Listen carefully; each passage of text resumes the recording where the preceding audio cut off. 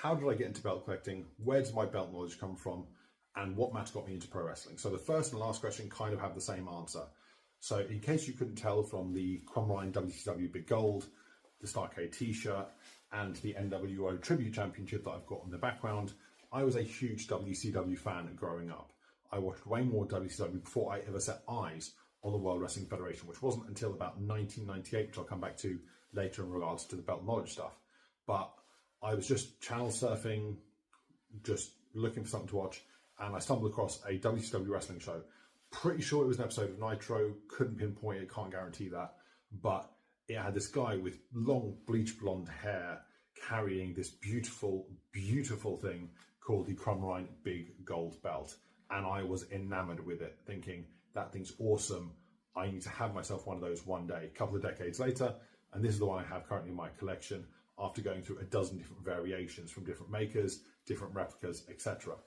And on that very same show, there was another man with bright neon tights, coloured face paint, the man called Sting.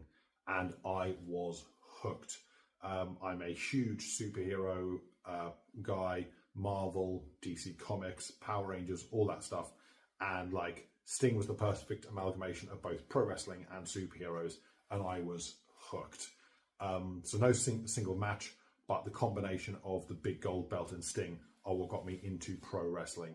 In regards to my belt knowledge, to be honest, it's just something that I've noticed while watching wrestling. Like I've noticed little details and changes with belts. And like, I think the first one that I ever noticed was when watching the WWF in 1998.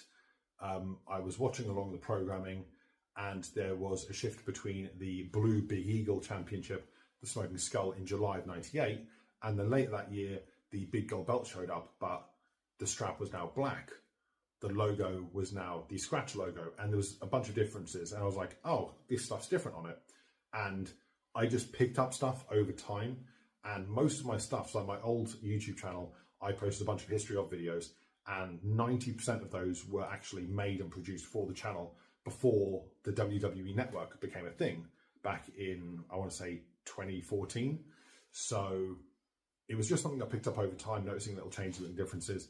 And it sort of became a thing where I noticed this stuff and people would ask me about these little changes, to the point where if anyone who is a wrestling fan or listens to the podcast knows Conrad Thompson, and I was editing my history of video for my old YouTube channel, he jumped into my DMs and was like, dude, I tell you what, I'm doing this show called Title Chase all about wrestling belts. Do you want to hop on and script the thing? So I ended up getting a gig with him and doing that.